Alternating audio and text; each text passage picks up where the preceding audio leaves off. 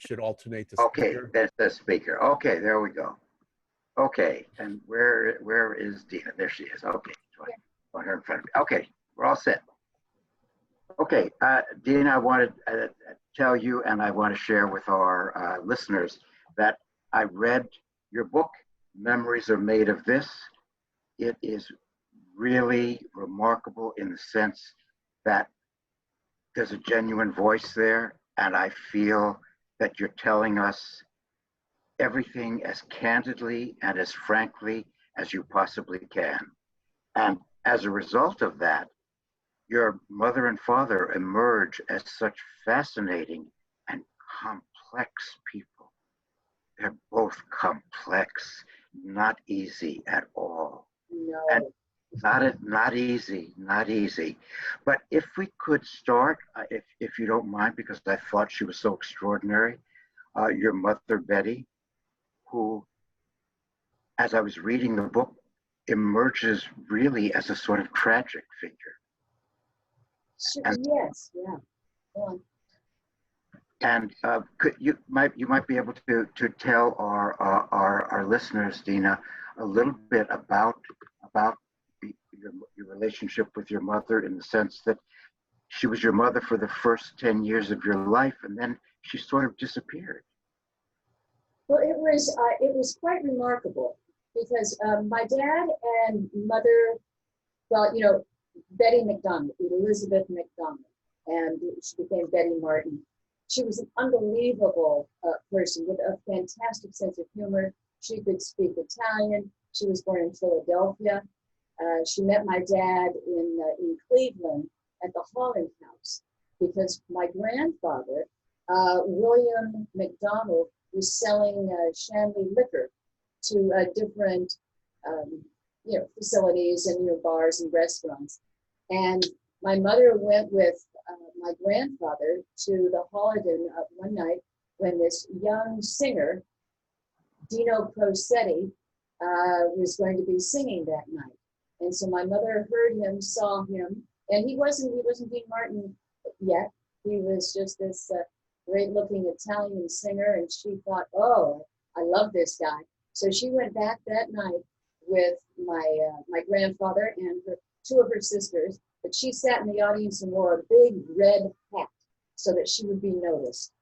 And they fell in love. My dad, of course, was from Steubenville, Ohio, and he met my mother, and she was just so charming and funny. And she told me that she's the one who taught my dad actually how to speak, properly, because he was born to Gaetano Crosetti in Steubenville, Ohio, and my grandmother Angela Barra.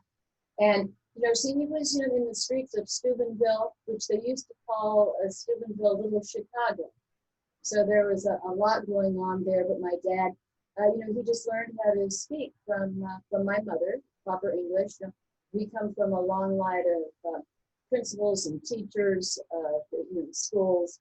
But she had such a great sense of humor. She had great manners, and we were talking about how I was with her for the first 9-10 years of my life, and it was tragic when they got divorced. But I was just 1 year old when they got divorced, and so my mom, having 4 kids, so it was Craig, Claudia, Gail, and Deana. So she had to take care of all 4 of us. And of course, when movie stars get divorced, you don't end up with, if you're the wife or if you're the ex-wife, people aren't there for you as much as they would be with the new wife. But my mom was unbelievable, and she took such good care of us. Here she is, a single mother now, and she was Mrs. Dean Martin at one point. And she took my sisters and my brothers and to the fights. We would meet Rocky Marciano. We would go to Tijuana to the bullfights. We would go fishing the Rosarita Beach. We would go to different Chinese restaurants, and we would go to La Cienega Lane. She taught us how to bowl. She was unbelievable. We got piano lessons and ballet lessons and dance lessons. And she was just quite a remarkable human being, because what was really tragic was when Martin and Lewis were together, and Uncle Jerry and my dad, they made a lot of money, but their business managers did not pay all the taxes. So when my mom got the house, and she ended up having to pay back taxes for Martin and Lewis, which is really tragic for my mom. But she was quite remarkable, and you have to read the book to really understand her. But what was interesting to me is that after they divorced, there was virtually no connection between her and your father, and she became the parent, and you had relatively little contact with your father after that, the period of separation. Is that accurate? It was as if you had a single parent. You had one parent basically for the first years of your life. But she had a dear friend, Rainbow, who was her friend who just was really there for us. But my dad, when he married my stepmom Jeannie, who was fantastic, they lived right around the block from us. They bought a house.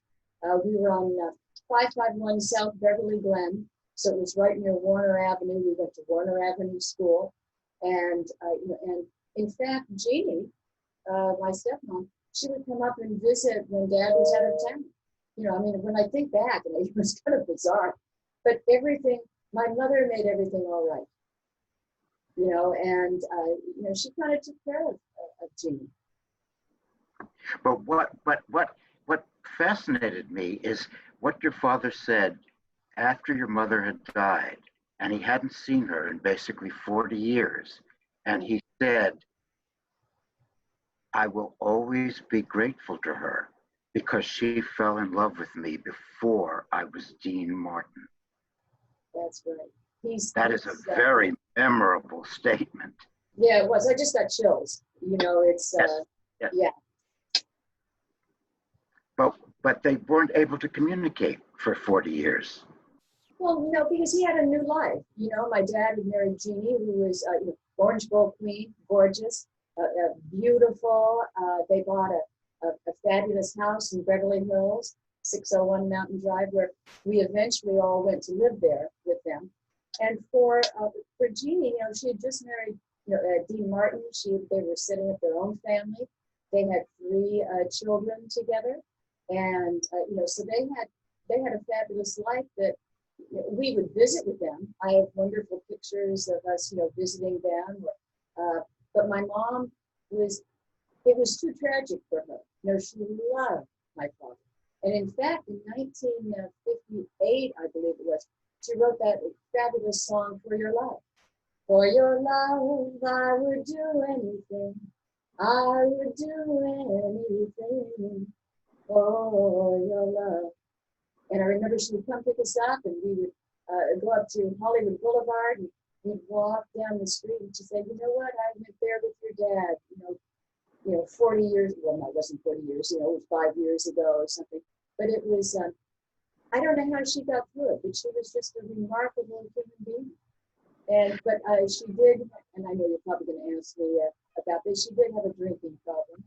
And it was sad. It was very hard for her. And after she was away from you, you began to identify with your stepmother as your real mother. But you were very lucky in having Jean because she took you kids in and she was a mother to you.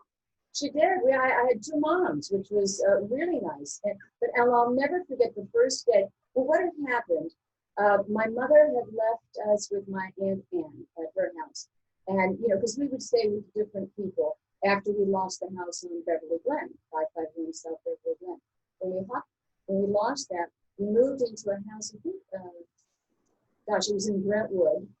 And that's where I met. And in fact, my mother, come to think of it now, I'm thinking of this, Ira Hayes, who was the Indian Marine who he ended up in jail, and my mother read about that because he was picked up because I think he was drinking. So my mother read about that, went down and bailed him out and gave him a job at our house. And it was remarkable. What did we call him? Chief Falling Cloud or something, because he was remarkable. He was one of the Marines that put the American flag up on Iwo Jima. Not Iwo Jima? Oh my God. I've been inside too long. I can't read. But he was remarkable. But the things that my mother would do were fantastic. So we would be left sometimes with my Aunt Anne or with other people. And when I was with, I guess Aunt Anne, my mother disappeared for 3 days. And so my Aunt Anne said, well, you know what? Your father is over there in Beverly Hills. He has a big house. So I'm going to take you kids over there and drop you off. And, I'm sure my Aunt Anne did that. And what are they going to do? Turn us away? There was no place for us to go. And someone came and packed all of our things. I remember 3 big boxes in the beautiful, you walk in the front door at 601 Mountain Drive, big boxes of all our belongings. And I see Jeannie, who's now my stepmom, bending over and picking up one item of clothes and go, yeah. And then another and said, oh yeah, that can go to Goodwill. And so, but she took care of us. She imagine being married for just a few years and all of a sudden, and you have your own 3 children, and then you get your husband's 4 older children. She was quite remarkable. And she accepted you so openly with such warmth and feeling. She was a heroine. Yeah, she was. Yeah, Sure. she was, but go ahead. Deana, when I was reading about your dad, it seemed to me that it was hard to get to know him, and that he sort of didn't really want to be completely known. That he was this world famous entertainer. Everybody loved him. He was great. There's no question. He was one of the greatest. But that he was a very private man. And there was a bit of a keep your distance, even with you kids. There's a wonderful incident in the book. And I know this place because I would go there with my mother, who loved it, Wilson's House of Suede. Oh my God. Santa Monica in Beverly Hills. Yep. And you got your father to go with you to help you get a coat, a leather coat. Yes. He did not want to be there. He wanted to play golf. And you held him there, and he didn't want to be there. It felt like a moment when the daughter was asking her father for more love and attention than he was quite able to give. And that's a good point that you're saying, because the thing is, here he is. He's Dean Martin. He has, these families. He's done all of the shows, the movies, all of the recordings, traveling around movies. And I'm trying to think what movie he was doing at the time. Might have been The Young Lions with Marlon Brando. And, well, not at that time, because I think he was doing Mac Helm's movie, Mac Helm movies then. But the work that he did, how he did all of that, had families, worked, but he wanted to play golf every day. That was his fun if he wasn't working, which he was usually always working. But for him to manage his time, everything was, he always taught me to be early for things. He said, because you're no more important than anybody else. Show up on time and, don't be a jerk. Don't embarrass me. Just do your work. If you're going to be an actress, know your lines. If you're going to be a singer, know all the, lyrics, and just be there and do the best that you possibly can. And he said, just sing from your heart. But there was something about him that was so easy and cool. Of course, everybody, all of our friends wanted to come to our house because we had the most fun at 601 Mountain Drive. We had a tennis court.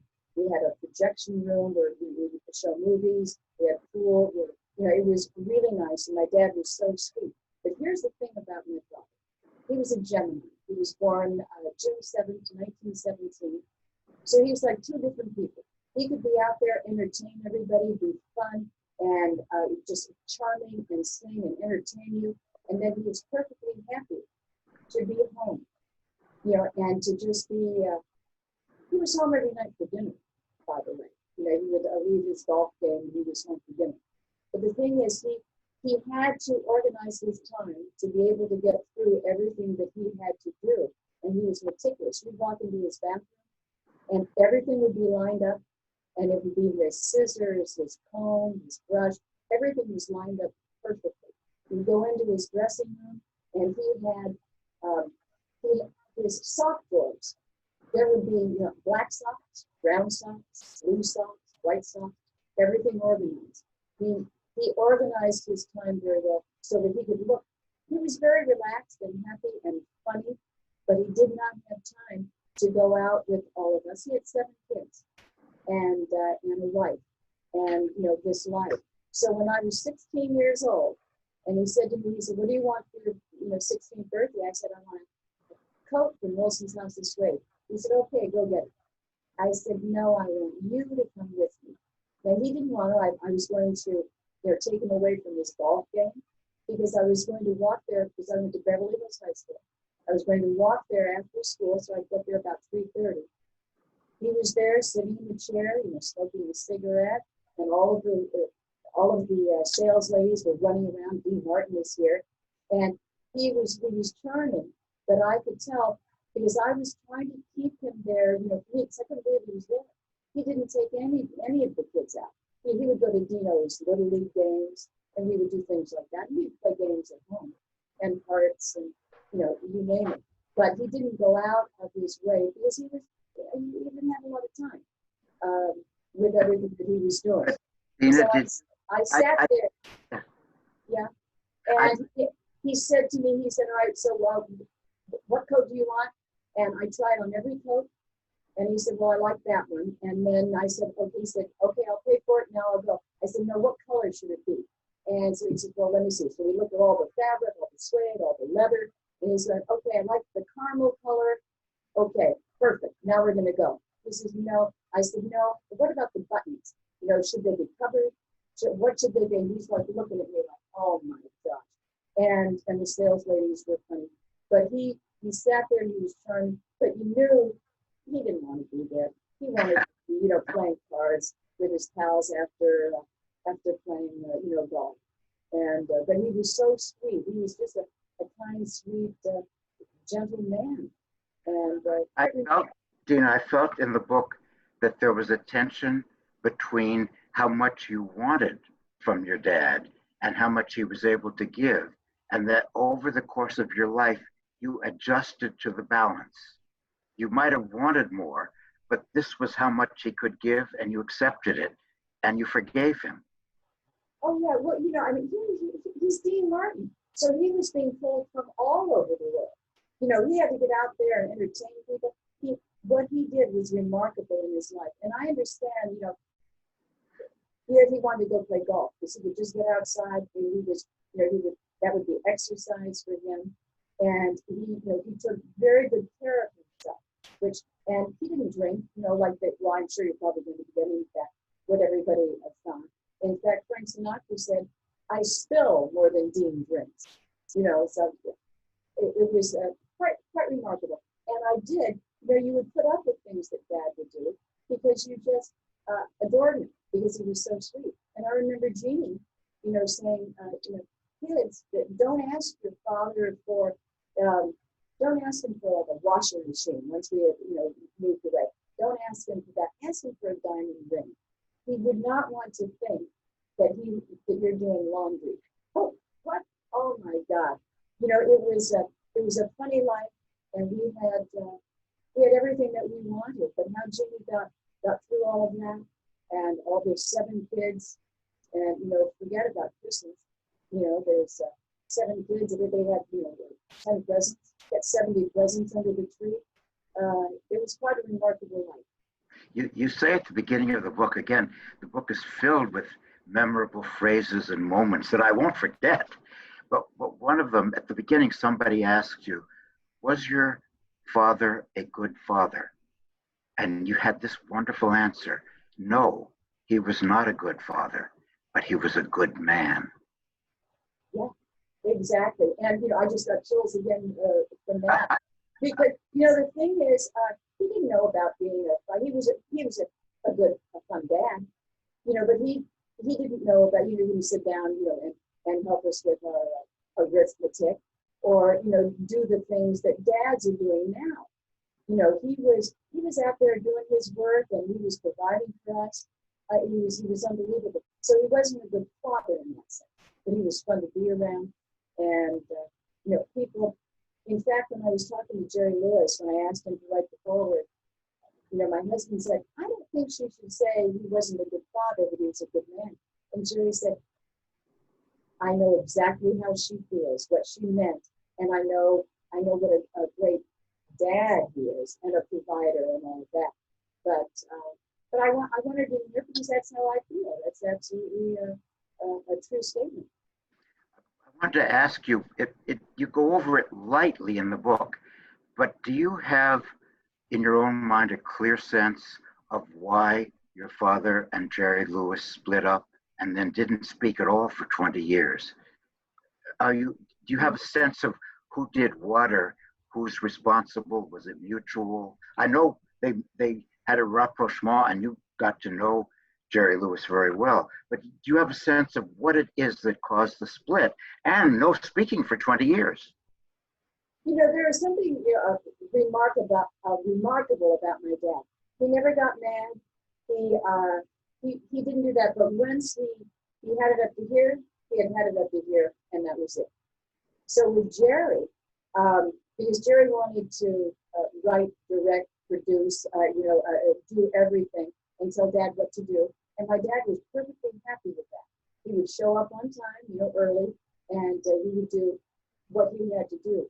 But it ended up, and I think the straw that broke the camel's back, so to speak, was that movie that Jerry had written and was directing, and he asked my dad to play a policeman in it, and a uniformed policeman. Dad said, I don't want to play a uniformed policeman. Can't you even make me a detective? and so Jerry said, no, it calls for that's who it is. It's a policeman. And Dad said, well, you wrote it, you can change it. And then he said, that's it. I'm over. I think Darren McGavin did, or somebody played the part. But he had it up to here with Jerry, with all of that, and he just, and Dad wouldn't look back. But is it possible to say, I feel this way, that when they split up, it was actually very good for both their careers, because your father then went on to make some important movies, and Jerry Lewis was much better, I think, on his own as a director and screenwriter. The hotel films at the Bellboy and Ladies' Man, these are very clever films. They're much more ambitious and more clever as films than any of the Martin and Lewis vehicles that were so popular. And your dad then got a chance to act with Marlon Brando and Montgomery Clift, which he wouldn't have been able to do had he stayed with Martin and Lewis. The breakup was actually good for both of them. Well, you know what? It was something for us to go through, because I was hearing things like, oh, Dean Martin's never going to make it. Jerry Lewis is going to go on, he'll be the one, but, Dean Martin is not going to make it. Well, Dean Martin was unbelievable. And, he did. And I remember his first, he came home and he was so scared to go to the Sands Hotel to be, just Dean Martin. But he was, of course, fantastic. But he was so cool. So the thing is, they didn't talk during that time, 25 years, and Dad didn't even want to hear Jerry Lewis's name. Jerry, on the other hand, he realized what he had done, through all those years of just driving my dad crazy. And he was sorry because he knew what he did. And I read Jerry's book. In fact, he was writing his book and I was writing mine when I called him to go see him and interview him. And he was sitting on his boat. I called Jerry. We were in Steubenville, Ohio, the Dean Martin Festival. And everybody there is saying, you've got to write a book. You've got to write a book about your dad. And so I thought, you know what, you're right. So I set up some interviews with different people, and I called Jerry, and he said, of course, come to San Diego, come onto the yacht, and we'll sit down and talk, and I'll tell you some stories, because I wanted to hear it from him. We had remained friends during the 25 years, because they started, Martin Lewis, they were just huge. But when, the telephone, because I remember growing up with it, and did telethon and Jerry's kids. Well, it wasn't Jerry's kids. It was Dean and Jerry's kids in the beginning. But we would watch them. They'd come out in their tuxedos, the bow tie, and they would the tote board, and the entertainers would come and they would sing and dance, and then, you wake up at 2 o'clock in the morning, they're there, now the ties are undone, and, the tote board, they have $1 million or something. And so I always, through those 25 years or 20 years that they were apart, I always watched the telephone. We would always watch it because we loved what Jerry was doing. It did turn out that he was getting a nice big percentage of the money they raised, and so he wouldn't do that. And Dad didn't want to do that. He didn't want to take away the money from the kids. But when after your father died, you asked to have a meeting with Jerry Lewis. You asked to meet with him. Is that right? Yes. And you got to know him. What was your impression of him? That's tough. Because he was always fabulous to me. He was protective of me. Because, I was born on August 19th, 1948 at, 4061st Street in New York. And Martin and Lewis were in LA, Los Angeles, playing Slapsy Maxie. So I didn't meet, my dad right away. I met them both together when they came back. So I knew Jerry from the minute I was, not from the minute I was born, but all those years. And, we would go over to their house, and I knew Gary. Gary Lewis and I, we did a show together in Las Vegas. And it was on the billboard, it said Martin and Lewis together again. It was, but you see it, it's a Deana Martin, a teeny little Deana, and a teeny little Gary. But people came in, it's Caesar's Palace. But we remained friends through all of that. But during the end, when I went to see Jerry on his boat to talk about writing the book, and he was writing the book, and he said, Deana, he said, I'm writing a book about your dad and myself, and it's called, are you ready for the title? I said, sure, what is it? He said, Dean and Me, a love story. And I said, he said, what do you think? I said, it's a little creepy. And he laughed. He said, no, he said, I loved your dad. He said, and I kind of messed up with a lot of things that I did. But he said, he thought that my dad was the funnier of the two, and he was. My dad was brilliant. But sitting there talking with him that day on the boat, and John and I were there. It was July 24th because it's our son's birthday. I remember that. And Jerry played a song that Vinnie Falcone, and it was Time After Time, that Sammy Kahn had written.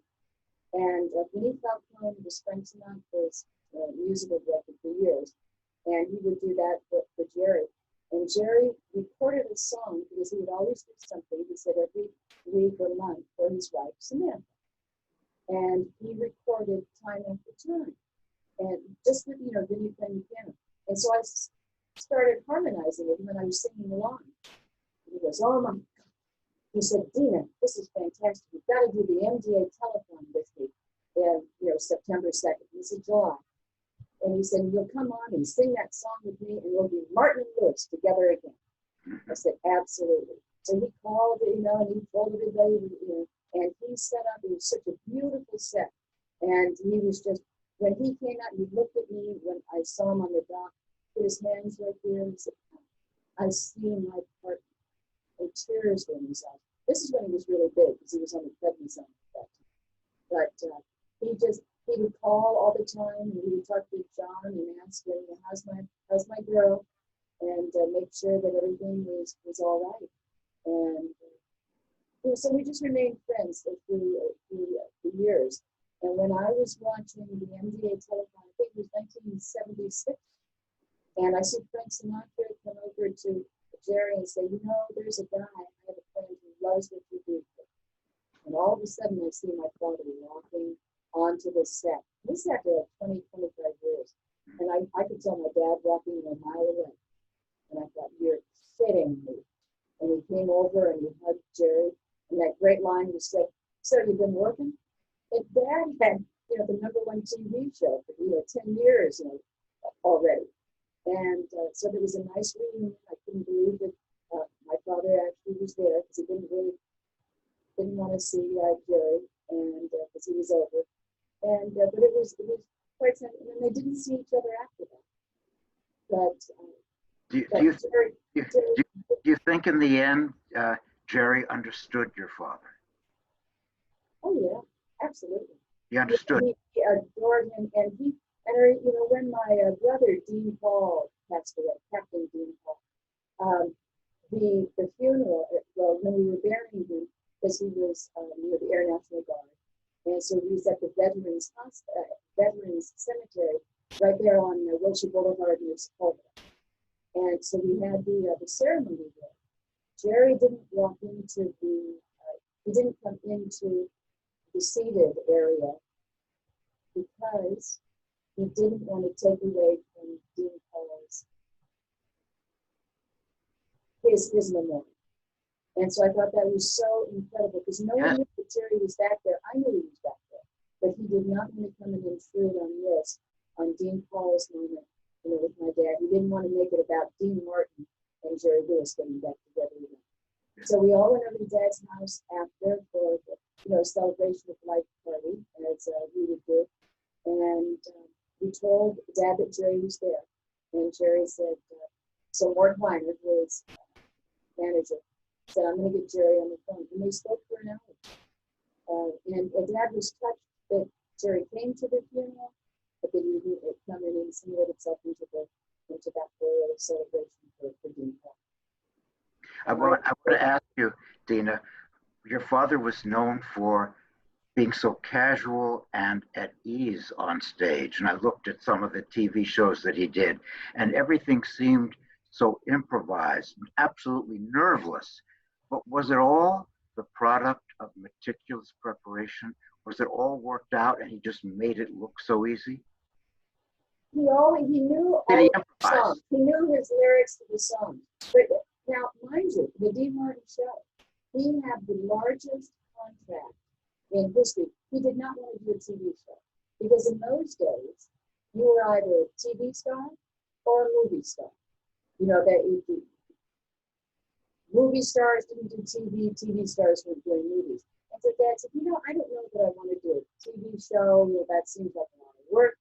So we had the meeting with at MCA with NBC, and he said, he told us the kids the night before, he said, I'm going in tomorrow and I'm going to ask for a ridiculous amount of money.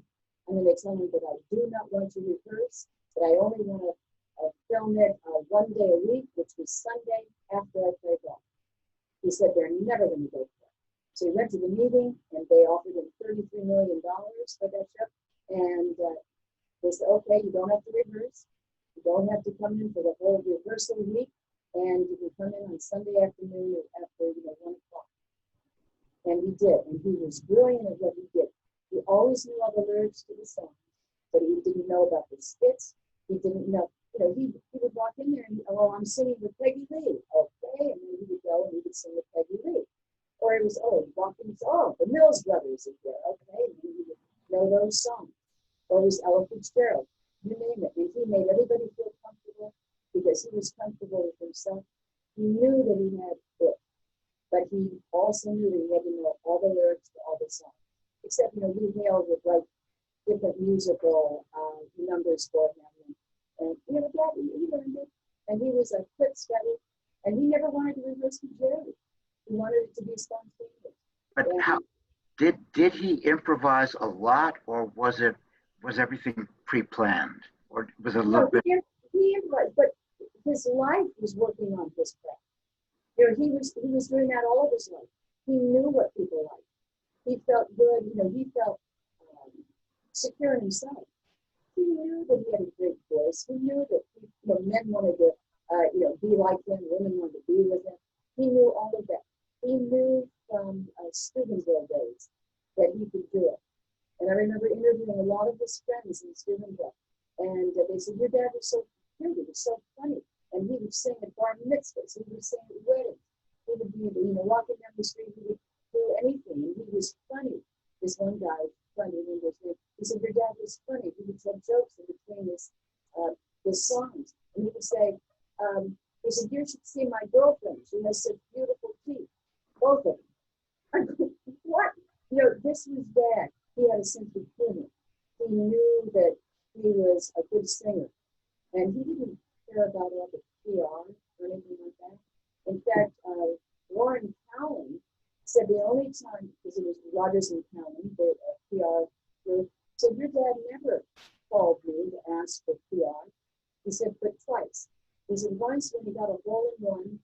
Desert Inn in San Francisco. He wanted him to publicize that.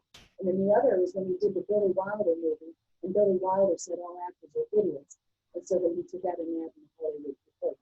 Those are the only two times that Dad ever seeked publicity. It wasn't, whereas Frank Sinatra, he was perfect with publicity. He had it all mapped out. And it was welcome. But, Frank Sinatra was, my Uncle Frank, he was amazing. But Dad, he just, he knew what he could do. And in fact, during the Dean Martin show, for that week, Lee Hale, who was incredible, he was the musical director, he wore a sign that said Dean. So he was the one that would go out and do all the bits with the people. He would sing with Peggy B. He would sing with Ella Fitzgerald. And he would dance with Sid Charisse. And then my dad would come in and watch a run through, leave his cue cards, go out and do the show.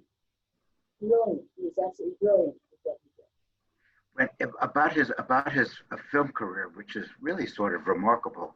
After he left Martin and Lewis, and then he was in a bad film, 10,000 Bedrooms, and you thought, that's it, he's never going to make it. And then he appears in The Young Lions with Marlon Brando and Montgomery Clift, and in Toys in the Attic, and in Bill Bravo. And he has this period where he's doing really serious work as an actor, and not being Dean Martin, but actually playing, well, Some Came Running, important directors. But then after a certain point, I would put that point as Kiss Me Stupid, which maybe you may be shocked to hear it. I think that's his best performance. He is so good in that. He is so good. Billy Wilder was thrilled with him, and you could see why. Yeah. But after Kiss Me Stupid, and that 5-6 year period where he really tries to do serious acting, he doesn't push it because he never pushed anything and succeeds. But then for the rest of his career, he makes very light films, the Matt Helm series and Cannonball. It's a different thing. Airport. Did he stop wanting to test himself as a serious actor and was content with being in entertaining fluff, but not films that we would remember? Whereas that one period, I mean, Young Lion, we talked about forever. He was scared to death. He was scared to death to do The Young Lions, because he said it's Brando and Montgomery Clift. But he said that Montgomery Clift really helped him. Montgomery was, he became very good friends with him. Because he taught him about nuance and about acting. And, Dad said he just wanted to shoot Marlon Brando at the end. At the end, I think he does, he said the Nazi soldier, and he said that was my favorite part of the movie, and I got to shoot him. Because it was a pain in the neck. But he was, as I say, he was afraid to do that. I think I lost it. I can't see you. I might be able to hear you. But another regret that Dad had was that he turned down the Guns of Maverick. And I did it. David Niven? I think David Niven. But he was a good actor. He just didn't want to work that hard anymore with all of that. He had worked all of his life, and he just didn't want to be heavy. They would give him a script for Matt Helm, and he would get the script and he would tear every sheet that he wasn't, every page that he wasn't in, or doing a double take. And he would learn it the night before he would go in. But he really didn't want. Okay, now before we open the floor to questions, let me ask you, tell us about Deana Martin. I know you've had a very successful singing career of late. I know you've been in real estate. You've been a fitness doctor. You acted on the stage in the national tour of the Star Spangled Girl, and you're on the Deana Martin Foundation. So you're busy in many ways, but you've had changes along the way. You've done different sorts of things. Yeah, well, that's what life is about. Learning things, changing, and every day when I wake up, I want to learn a new song. But it has been a remarkable life for me, and all of these things led up to now Deana Martin here today, doing Facebook Live on Friday. Hunkered down in quarantine, at home. But it was My dad and mom, they always wanted us to do better. You know, it was very important we got good grades for it. It was very important that I went to Darlington College of Arts to become an actress and an actor because I wanted to learn. But they taught me to try and learn things and to see, you know, try and do the best that we possibly can. Me, I thought my dad was the best. I think he had the best voice of all of them. Even though, you know, Tony Bennett is fantastic, Frank Sinatra, of course, he's fantastic. But there was something about my father's voice that was incredible. So through my life, it was always acting for me and singing and dancing, you know, just in a time when I was a very, very little girl. And, you know, you get married and you have, you know, kids and you go on. So the National Touring Company was done. That was the first play that George Hamilton ever did. He took over for Dick Benjamin and, no, for Tony Perkins. And trying to think of he took over for Dick Benjamin. But it was, it's just a natural progression of learning and striving to do things. And when my dad passed away, which was Christmas, at 3:15, you know, on the 24th, Christmas Eve, he passed away at 3:15 in the morning, same time that my grandmother, Angela, had passed away on Christmas at 3:15 and 30 years before that. And so it was just so stunning to me. Like, oh my God, look at this connection. And I thought, oh my God, you know, my dad did so many fabulous Christmas shows and all those Christmas albums. And it's not Christmas unless you hear If the Marshmallow. But, and I thought, I've got to sing his songs because I missed him so much. I was, you know, then playing his records. And because when you're a kid, you're not paying attention to, you know, I wanted Elvis and the Beatles and Bob Dylan. But so I started listening to his music and I said, you know what? Because I started in the country, then I went to rock and roll. And then when my dad passed away, this is beautiful. I need a good one. And that's when I did my Memories Are Made of Discord and did the first album. And you know, we're going back a long way. But I've been in show business 50 years, more, 60 years. You know, and it's just, this is the next thing. But right now, you know, we're usually on the road 280 days out of the year. There's, you know, one show after another. And it's Performing Arts Center, or it's the Nashville Symphony, or it's a big festival, or Herb Alpert's Vibrato up on Mulholland, you know, singing a jazz club. And it's what I do. I was born to do this. And and for some reason, I got, you know, Dad's sense of humor. And it just, he rubbed me the right way. It just, everything he did rubbed off on me, and I have this sense of humor. And I feel comfortable with what I'm doing. So now, with all of our shows canceled, it was just, you know, unbelievable what's going on in the world. And I had just sold out shows on March 17th and 18th at Herb Alpert's in Bel Air. And they called me the day before and said, we're going to close. I said, well, I didn't think we were going to close, and everything's, you know, locked down. And so I thought, what am I going to do with all those people? And I'm making about all the tickets to come to the show at Herb Alpert's. And my assistant, Zaria, said, why don't you do a Facebook Live show? I said, what is that? Well, you know, because we had a studio downstairs in my rehearsal room. You just play your tracks, and then you sing, and you know, it goes out live. I said, that's scary. And so we did one. This is our 17th show. We do it every week on Fridays. In LA, it's at 1 o'clock. In New York, it's at 4 o'clock. And it's been spectacular. In fact, the last show that we did on Friday, over 225,000 people watched the show. People from Japan, from you name it, from all over. You know, so it's Japan, it's Italy, it's France, it's Connecticut, it's Mozambique. You know, and these people are tuning in and watching the show because, you know, I didn't talk about anything bad. I say a few little jokes and few fabulous songs that people want to hear, and they request songs for me, and I comment. Now we have a lot of comments, what we do all day long. I'm learning new songs that people request, and I send it over to my musical director, Rick Freeby, who's in Boca Raton at his place. And I say, well, they want me to do You Belong to Me. And so they'll write a little chart and we'll figure out the key. And in fact, I'm going to be doing You Belong to Me this Friday. And with a beautiful song. And, so it's hard work. And this little 40-minute show on Friday afternoon takes up all of our time. And it's been, as I say, remarkable. But it's worth it because it's just giving back to people who are stuck in their, in their living rooms or their bedrooms or, wherever they are. And so it's a pleasure to me. A lot of work. And we're happy to do it. We're bringing joy.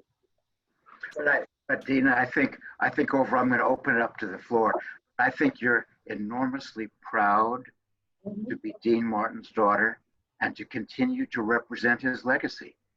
It's a responsibility you're thrilled to be able to perform. I am. I'm sorry I didn't know we were going to be this late. I would have had a martini rather than one. Okay, Mark, I think we can open up the floor. Yeah, I've got a few questions here. I have from Billy asking, what do you think your father thought was his worst recording? Oh, I think he thought it was Partners, with Jerry, but it would rub him the wrong way. And it might have been just because he was kind of upset with Jerry Lewis anyways. But I don't think he even thought much about what was his worst or his best. He just did what he could do, and he was just, as I say, he was secure with himself. He was happy with what he did, and one or two takes. I was there when he recorded his first #1 hit, "Memories Are Made of This," and that's why I named my book "Memories Are Made of This," Dean Martin's daughter's eyes. I was at Capitol Studios. Jean, my mom took me there, and I watched my dad record it. Walked down the hall to Studio A, and there he was with the orchestra, and he made 2 takes, and he was just amazing, to know that. And so this last album, well, my albums I do at Capitol, but to be there and to be able to, there's Nat King Cole's piano, there's my dad's microphone, and to answer your question, I think I got off of it. He probably wasn't even thinking about what his first recording was. Not that he didn't care. That was over. It's on to the next. Okay, we have from Sandy. Do you still have your pilot's license? And have you ever flown a plane to any of your cabaret gigs, such as state to state? Yes. Now our plane, which is a twin, and it's called Volare, which means to fly in Italian. It has been having its annual for 2 years now. We can't find anyone. It's in Springfield, Missouri, and the mechanic, it wasn't right, and so they found a lot of things wrong. And yes, we would fly to Steubenville or to Chicago. I made a mistake flying to Florida at one time. That's way too long to be in a plane with no bathroom. And I'm not current, but but now that I'm having a good time, once my plane gets fixed, we'll probably do that. But it's a beautiful plane for flying. Okay, I've got 2 questions from Peter. First, how was living with your dad while he was learning movie scripts? It was a snap because he, as I say, he was home every night for dinner. He would come walking in the door about 6 o'clock, go down and have a cocktail with my mom. Then we would be called for dinner. We would spend time together. He'd sit at the table. He was hysterical. And then after dinner, he would watch some TV show. He loved to watch a Western. And he would go up to his study and read his script. He never had too many lines. A lot of those later movies were, as I said, Mac Helm and double takes. So it didn't take him a long time, but he was there. He was, just to realize that he would come home every night and have dinner, and people thought he was out partying, with Uncle Frank and Uncle Sam, but that wasn't being right. I mean, he would go out and have fun, You know, that's one thing. But he was home. He didn't study his scripts that long. And then a question about your own career. Did you work with Lee Hazelwood concurrently with Nancy Sinatra? Yes, I was right at, and Lee Hazelwood, that was, you know, my country songs, a Girl of the Month Club, and When He Remembers Me. And so it was around the same time. Nancy had that huge hit with Boots, which was just, you know, spectacular. She was great doing it. And I remember seeing her first video. I was in Malibu with a friend, and they had those machines that you could see a little video, and it was way before its time. Was that the 60s, I guess, was Boots. I think it was, I don't know, 65 or something. And Nancy was a doll, and I just called her for her birthday, you know, last month. Her birthday is in June, Tina's birthday is in June, and my dad's birthday is in June. And so, you know, we talked. But Hazelwood was fantastic. You know, he wrote Houston, and he did, you know, songs with my dad, and he was fun to work with. All right. From Arrow, we have, what singers did your father admire? Billie Holiday, Sarah Vaughan. You know, it's funny because I think he went out with Josephine Baker when he was in New York. He just loved the way she sounded, and you know, he didn't really listen to men. He liked Tony Bennett, and you know, he would joke about do, but he liked blues, and you could tell when he would sing that there was just something, you know, soulful about my dad. And you know, not affected, although he had that, you know, that kind of singing, but he was just cool and natural. And we would have Dinah Washington playing in the house, you know, Bobby Darin and Peggy Lee, you know, and Ella, those are the people that we listen to. Okay, from Bob, ask about your great uncle, Leonard Barr, a great, hilarious deadpan comic. Oh, he was funny, that nose. Oh my God, he'd come over to the house and he would dance for us, and he was remarkable. So that was my grandmother's brother. Yeah, you know, Leonard Barr. He was hysterical. He would go down to the Deana Martin show, and yeah, he was a good guy. He was funny. Okay, we've got from JB. There's a public perception that your father changed very much after Dino Jr. died, that he never really seemed happy after that. Is that accurate? Well, you know, you can't lose your son. You know, I mean, that was Dean Jr. I mean, that was just, you know, devastating to him. But he, I think by that time, he was just over it.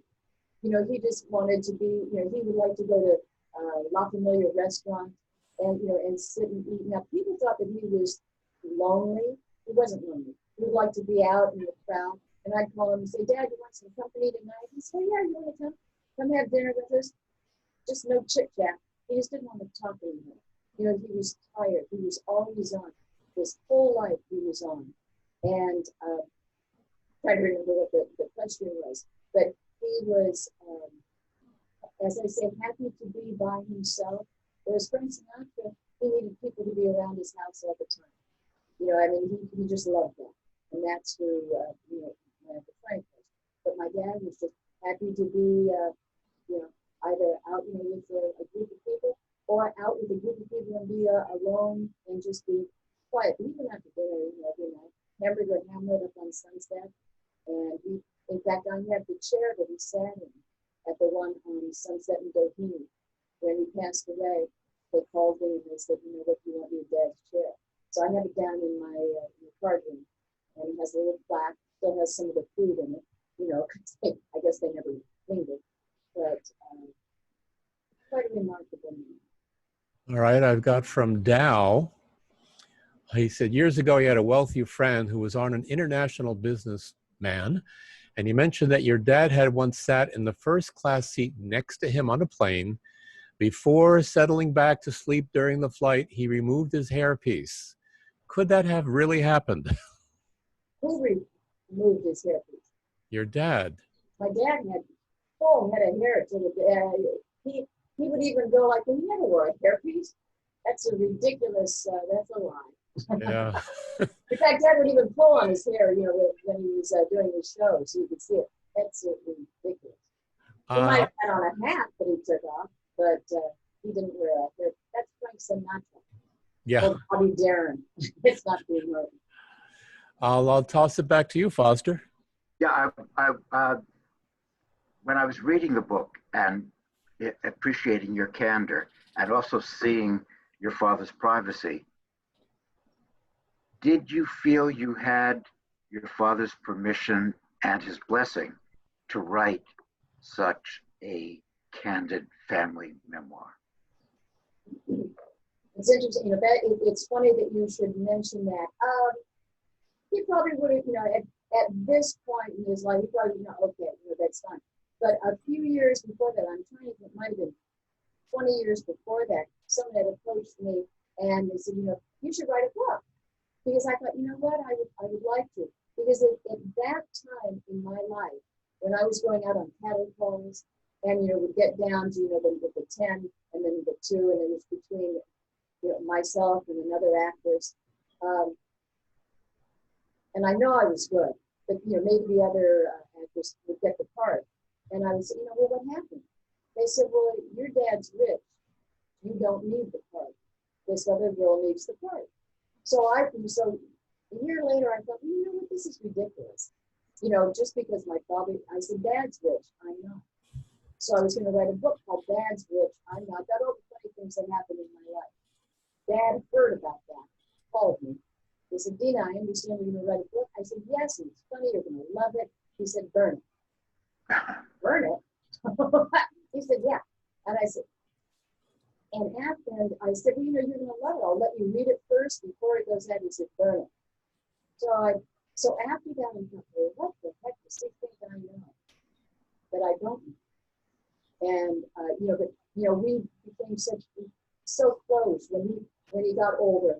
And I would make the pasta visual for him that my grandmother taught me how to make. You know, when I was 10, my grandmother Angela, and I'm named after her, I'm Deana Angela. She took me over to her, you know, she had me come to the house, taught me how to make the pasta visual when I was 9 or 10 years old. A little bit of olive oil, chop up an onion, put in 2 cans of the Progresso cannellini beans with the sauce, 6 cups of water, and salt and pepper, and the secret ingredient, cinnamon. And she would make me stir it for like 2 hours. So, and then you put in the tubatini macaroni, put it in, and serve it with Romano cheese, not Parmesan cheese, because Romano's better. So years later, and we would have that at the house all the time. Sunday night, she would come by and we'd have pasta visual. It was my dad's favorite. So years after she passed away, I'm thinking, what am I going to get my dad for Christmas? Another V-neck cashmere sweater, another silver frame, you know, picture of you know, the family. No. And it hit me. Said, I have to make the pasta visual for my dad.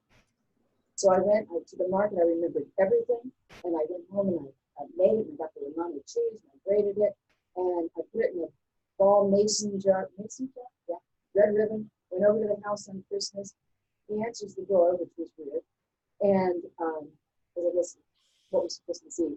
And I hand him the pasta visual. The way he looked at it, and his eyes got big, he said, is this what I think it is?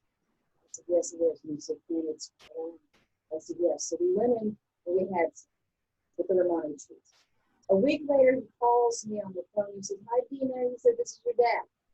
I said, I know your voice, Dad. He said, do you think you can make that pasta visual for me again? I said, I'm happy to. This is exactly what my grandmother did. It was my connection, you know, with my grandmother and my dad. So I made the pasta visual. I take it up to his house. I lived in Truesdale. He wasn't there. He was playing golf. But he left an envelope for me. And inside was a thank you note and 5 $100 bills. He said, thanks, honey.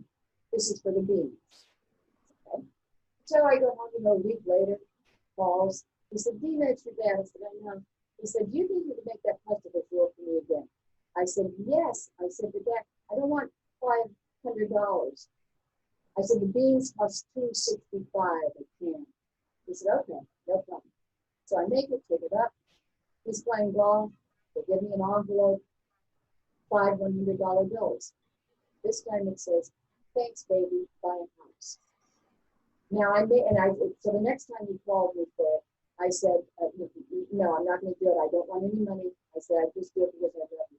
And I made it for him a few times a month until the day he passed away. This was the one thing that was comforting for him. I would take it over to him, and we would sit and watch old westerns together, and it was exactly what my grandmother wanted.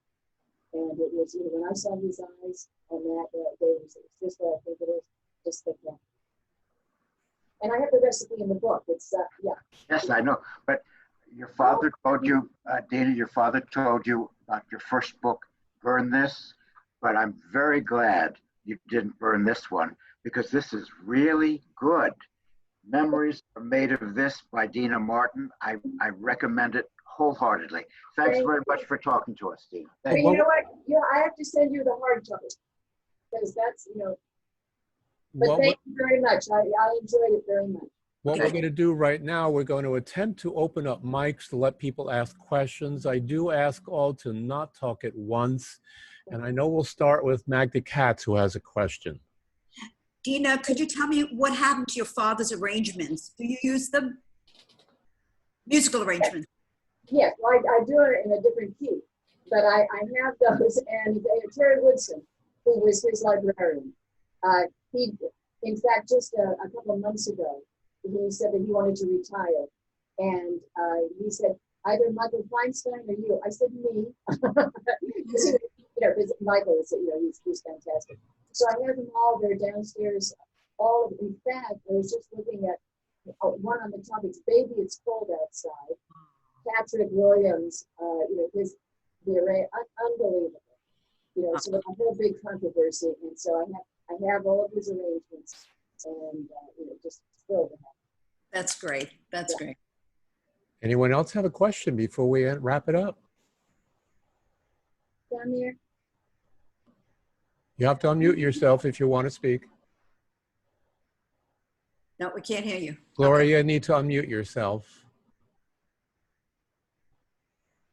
Okay, she doesn't know how to do it. Okay, sorry, she doesn't know how to unmute herself. Unmute. There you go. Yes. Okay. First of all, I'll ask a very quick question. But before I do that, I just want to thank everybody for putting this wonderful chat together, because we got such an insight from your book, Deana, that I think I'm going to have to go out and buy it, because I was an avid fan of your dad. You know what, if you send me, go to DeanaMartin.com, and you can get it from me, and I'll autograph it. Wonderful. Yeah, and it'll be the hard copy. Oh, that's lovely, lovely, Yeah. lovely. Are you doing cabaret now? I mean, not now, Yes. but you are still performing. And if you do, when anything opens up again in New York, where do you usually perform cabaret? I would love to hear you sing. Well, let's see. The last place was in Staten Island at Lorenzo's, which is a beautiful, supper. Yeah. And but I'm trying. Well, Feinstein's is not there. I'm trying to remember. I can't remember the places, but I'm doing a private show next month, and Okay. I don't know where it's going to be, but they're asking me to come in. I'm dying to get back out there and just think it's what I do, I and think. I love Well, if cabaret ever reopens again, and Magda knows the place I'm referring to. There's a wonderful one right here in Manhattan on the Upper East Side. And he does very well and has quite a following. And you must have your own following. And it's a charming, intimate room. Oh, So, yeah. So between Magda and I, we'll get you a job. Yes. The Beach Cafe. The Beach Cafe. I don't know if you've heard of it. Beach Cafe. Yeah, the Beach Cafe. A friend of mine. Yes. Yeah. Doesn't Steve Maglio play there? I'm sorry? Stephen Maglio. Who's Right, right. Yes, right. Yeah, we saw him at the beach. Yeah. Yeah. Nice guy. Right. I think we've got time for maybe one more question. Anyone else? I see a hand up. Who's got the hand up? I can't see the Something Pat. for everybody. Pat, Pat. Pat, Yeah. Pat Addis, you got to unmute yourself.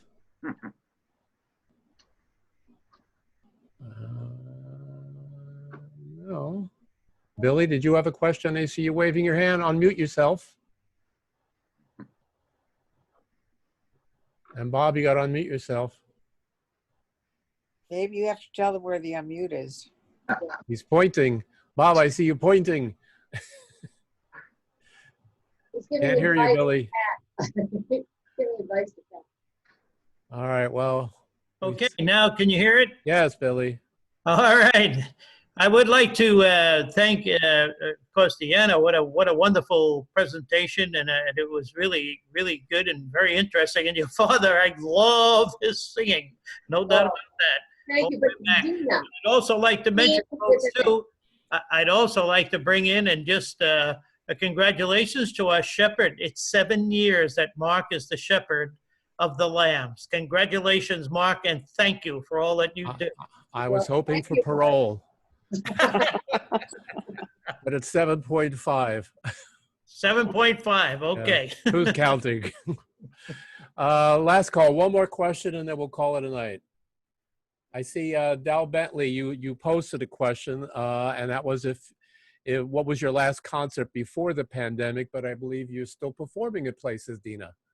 Oh yeah, absolutely. There, the last one was at Herb Alpert's Vibrato, and the one right before that.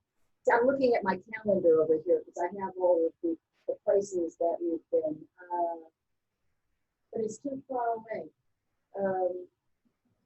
Yeah, Vibrato and the Hilton Head, the Jazz Corner, and a lot of private, corporate dates, which are always fun. You don't have to do any PR for them because the people are there.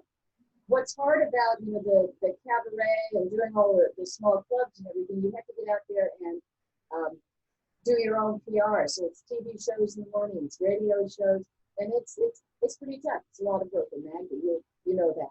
So it's radio interviews and press interviews. So it's quite a lot of work, and but I love it. It's what I do.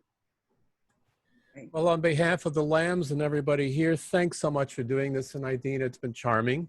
thank you so And much, Deana. how about a big hand of applause for Deana? Thank you. And our thanks again to Foster for his usual wonderful interviewing. Yep. We have an event coming up next week. Magda, did you want to throw a plug out for that? Yes, we have Marion Ross from Happy Days coming up on the 5th. And the 22nd, next weekend, we have Victoria Wilson. Foster, why don't you say something about Yes, that, can you hear me? Yes.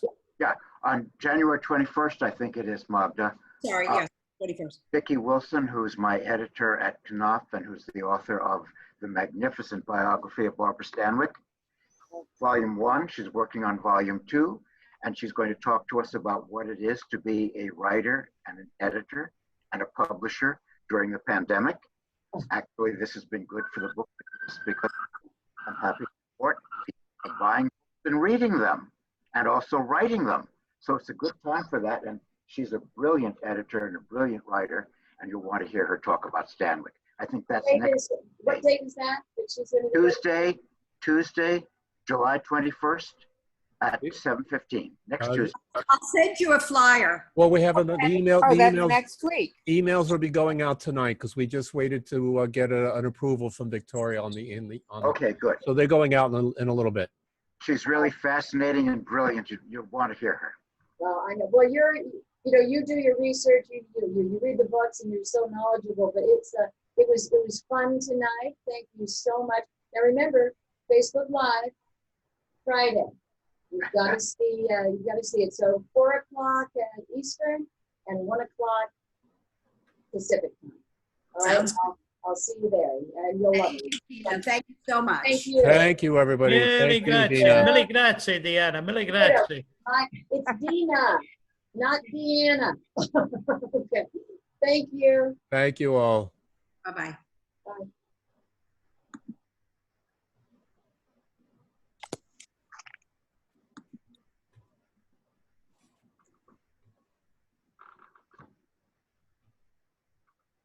I stop it? It hasn't. Mark, Yeah. are you there, Mark? I'm still here. Yeah, I couldn't get my full, didn't work tonight. I wonder what, Mark, are you there? I'm still here. You know, normally the show's over. Don't pay attention, you guys. It's just between Mark and me. When I push speaker, I get you, but I don't get anybody else. That's odd. It should be speaker view should light up whoever's speaking. It always did that, but Yeah. it didn't do that tonight. Yeah, I mean, So I can hit. When I hit speaker, I just got you. I never got Deana, and I never got myself.